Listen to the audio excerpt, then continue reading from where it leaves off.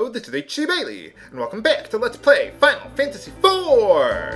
Since last time, I made it through the Mist Cave again, and well, it's pretty much the same as it was before. All the enemies are the same, and whoa, holy cow. Man, what happened to this place, dude? I heard some dark night burnt it to the ground. Not that I know anything about that. It's a good thing there's some survivors through this secret passage. No, there's no one here, but there is some really good treasure here. Gold hairpin is really nice because it boosts your intellect by 10. That is huge! But unfortunately, only women can equip it. I guess it used to belong to Rydia, but, well, she's gone now, so. Got a ruby ring there. We want to hold on to that for later. And a Polymorph Ride, one of my favorite items in the game. Well, first off, take a look at Tellah's intellect there. It's 22. The Flame Rod already boosts it by 3. The Polymorph Rod boosts it by 5. So now he's up to 24. He gets another multiplier to his magic damage. For every 4 intellect you have, you get another multiplier on it. It's invisible. You can't see it, but it's there. Trust me. Another really nice thing about the Polymorph Rod is that when you use it as an item in battle, it casts the Piggy status, which you might not think is that great, but one of the nice things... I'm sure that's not true. Yeah, one of the nice things about using weapons as items in battles to cast spells like status ailments is that they ignore hit percentage or evasion or whatever. So pretty much it's guaranteed to work, and it's instant cast too. The Piggy spell, if you try to cast it manually, is really slow. So, but anyway, now for another reason why I came here. We want to buy the Dancing Dagger. Hopefully you've got the money for this. The nice thing about it is that you use it as an item in battle and it deals really good damage. You could get another one for Cecil if you had the money, but I think one's good enough. We don't need the flame rods anymore, so let's just sell those. I don't need the intellect boost. Ruby ring, clothing, leather clothing we can get rid of. Hold on to the rest of these for later. Okay, but now, since I'm not going to be using them for a while, I'm probably going to just store them in the fat chocobo, so I'll meet you over there then. One other thing, with the golden hairpin, you could equip that on Porom, but I'd rather have the wizard's hat for her. Trying to think of an excuse. Because it boosts her spirit. Yeah, that's it. So, okay, well, I'll meet you back at the Chocobo Forest then. Okay, we're back at the Chocobo Forest. One thing to keep in mind with the Polymorph Rod I forgot to mention is that I like giving it to Tellah instead of Palom because Palom already has 24 intellect, so he could use it a bit more. Tellah could use it a bit more. Let's use the Casal greens here because there are some things that I want to withdraw and put away. Let's see. First, I want to take out those claws that I stored from earlier. That I stored from earlier. And let's store the holy arrows, gold hairpin, ruby ring. We don't need bomb fragments anymore. You can sell those if you really wanted to. Okay, I like how they have those there in Mist there because of the bombs from earlier. You see the 22 out of 48 that we got there? That's your inventory limit in this version of the game. So just something to keep in mind. You have a limit on there. And just like before, I want to equip those 2 claws on Yang there. Oh, Cecil gained a level. Nice. Oh yeah, I set the cursor to keep because I was just having Yang kick all the enemies to death because they're just so weak there. So let's do that. Restore our MP for free. There we go. And head on through the Ancient Waterway of Baron. Yeah, I don't need to fight these losers anymore. Did I loot? Yeah, I was going to say, did I loot the equipment shop up there? Yeah, I already did that, so. And if you didn't do so before, make sure you pick up that chest with 1,000 gil. I did that in the last episode, but now let's head on through another waterway. What's with all these waterways in this game?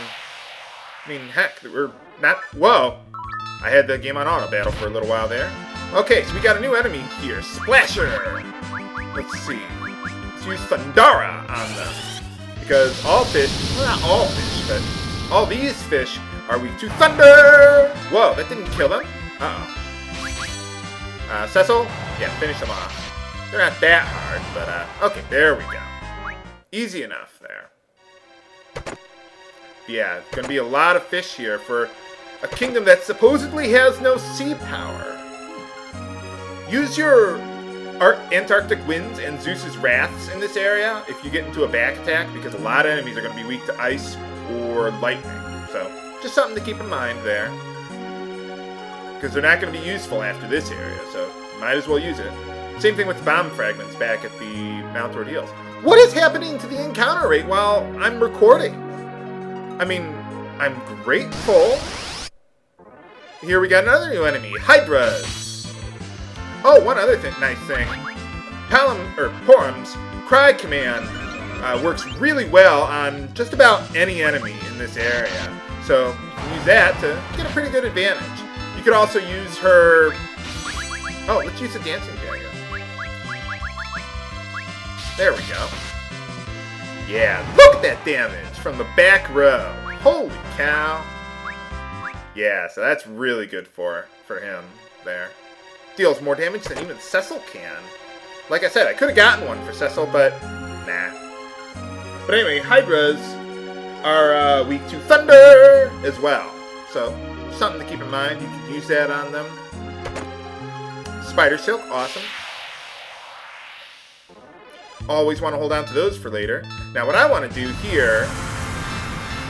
Let's see, I want Yang to focus on the Floodworm, because what I'm going to do... Let's see, let's use a healing staff to heal up a little bit.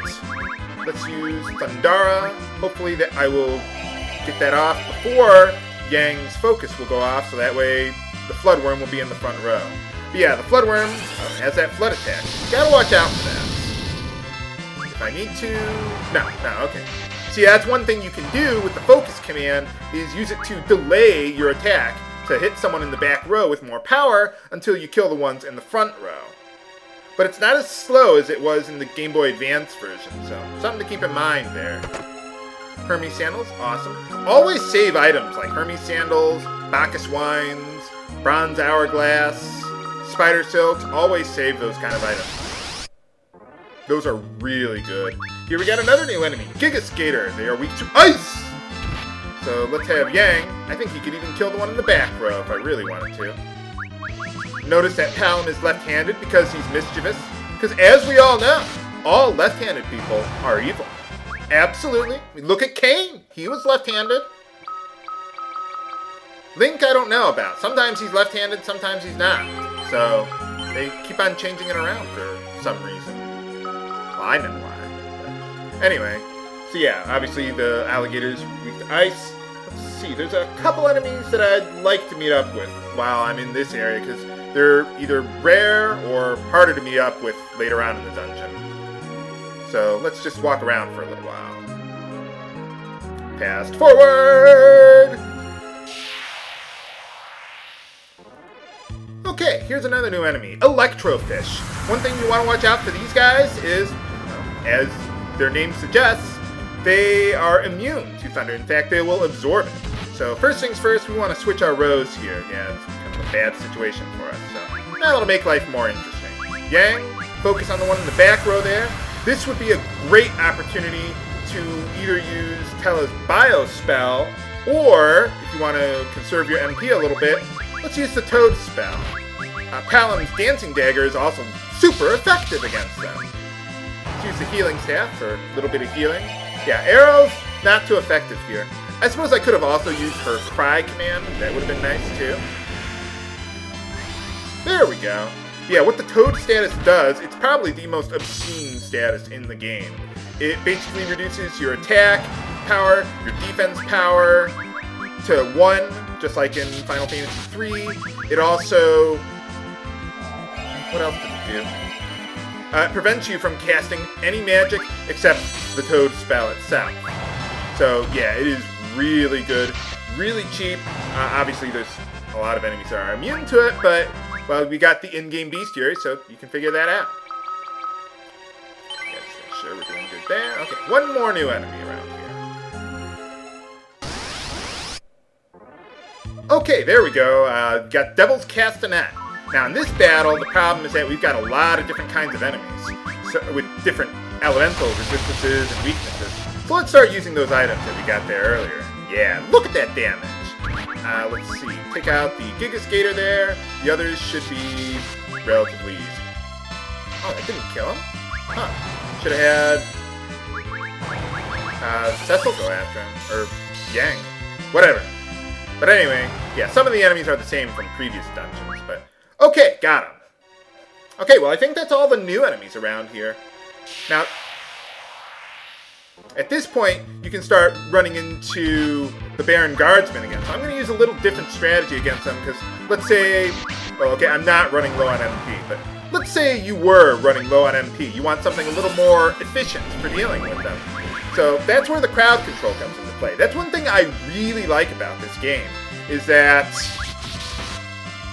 it forces you to conserve... I mean, yeah, you got ethers and such, but in a way, it somewhat forces you to conserve your MP by using your crowd control, because it's a lot cheaper than using Blizzara and Thundara and all that constantly. If you really wanted to, you could use the Cry command, too. It does not work on the Baron Guardsmen, though. They're immune to it. Alright, and after that battle, I got Cecil up to level 15, so he learned Cura, so just in time, too. Because we're at the end of this place. If you're at level 15, that would be really good for Cecil. If you're not there, usually I'm not when I'm playing this game, don't worry about it, it's not critical. Here we get the Ancient Sword, which is pretty bad for Cecil, actually. Let's see, take a look at his hit percentage there. 99%, you equip that on him, and it's 80%, so yeah, not that great. If you like the curse status ailment that it can sometimes inflict, let me know. I don't like it. It's much better off selling for, because I can sell it for more money than I've got now. So yeah, it's really good. And don't bother using a tent here, because we're gonna have a, you can, we'll have a free restoration point coming up in the very near future here. But can we dethrone the King of Baron? Or will his army deliver us a crushing defeat? Find out next time on Let's Play Final Fantasy IV! This is H.C. Bailey, signing off. Have a good day!